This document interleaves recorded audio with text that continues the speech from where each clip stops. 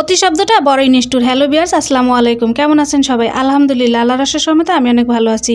নতুন একটি ব্লগ ভিডিওতে সবাইকে ওয়েলকাম। চলে আসছি প্রতিদিনের মতো আরেকটি রান্নার ভিডিও নিয়ে। তো ভিডিওটি সবাইকে শেষ পর্যন্ত দেখার আমন্ত্রণ রইল। ভিডিওটি আমি দুপুরে রান্না দিয়ে শুরু করেছি, তো চলে যাব রান্না করার জন্য। সেই জন্য আমি প্রথমে বেগুনগুলো সুন্দরভাবে কেটে নিয়ে সব রকম মশলা দিয়ে মেখে রেখে দিয়েছিলাম। এখন আমি তাওয়াটা গরম করে নিয়ে বেগুনগুলো সুন্দর করে দিয়ে দিব। এদিক দিয়ে আমার বেগুনটা ভাজা হতে থাক, আমি চলে যাবো একটু শুটকি মাছ রান্না করার জন্য। সেই জন্য কড়াই বসিয়ে দিয়ে পেঁয়াজটা ভালোভাবে ভেজে নিয়ে এর মধ্যে আগে থেকে কেটে রাখা আলু আর শুটকি মাছটা দিয়ে দেবো, দিয়ে ভালোভাবে ভেজে নেব।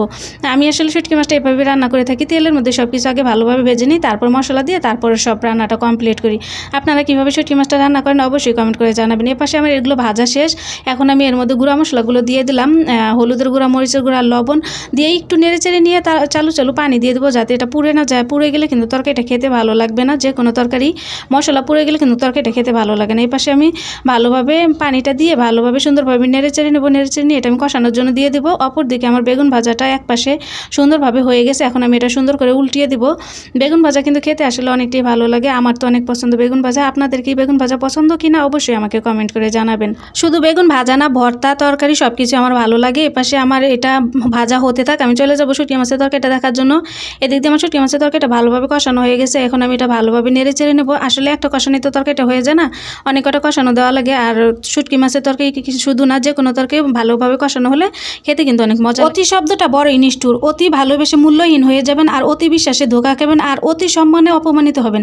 আসলেই কিন্তু তাই। অতিরিক্ত কোনো কিছুই ভালো না। অতিরিক্ত সব কিছুর জন্য ক্ষতিকারক। অতিরিক্ত সম্মান করলে দেখবেন সে আপনাকে সবসময় অসম্মান করবে, অপমান করবে। আর অতিরিক্ত যদি ভালোবাসেন তাহলে বুঝবে সে তোমাকে ভালোই বাসে, তাহলে কিন্তু আপনাকে তখন অবহেলা করবে। আর অতিরিক্ত বিশ্বাস করবেন সে আপনাকে কিন্তু অতিরিক্তভাবেই ধোঁকা দিবে। তো যে কোনো কিছুই, অতিরিক্ত কোনো কিছুই ভালো না। যেটা পরিমিত সেটাই করা উচিত। মানে ও কাউকে অতিরিক্ত কোনো কিছু দেওয়াটা ঠিক না, তাহলে কিন্তু সে তখন ওটার মূল্য দিবে না, মূল্য বুঝবে না। এপাশে দেখেন আমার তরকারিটা হয়ে গেছে প্রায় কষানো ভালোভাবে সুন্দর করে। এখন এর মধ্যে আমি একটু কাঁচা টমেটো দিয়ে দেবো। আর কাঁচা টমেটো দিয়ে শুটকি তরকারি রান্না করতে কিন্তু ভালোই লাগে, খেতে কিন্তু মজাই লাগে। তো টমেটোটা দিয়ে আবারও ভালোভাবে সুন্দরভাবে নেড়ে চেড়ে নিয়ে এটা আমি কষানোর জন্য দিয়ে দেবো। এদিক দিয়ে আমার কষানো হয়ে গেছে। এখন আমি উপর থেকে কিছু মরিচ কুচি দিয়ে দেবো।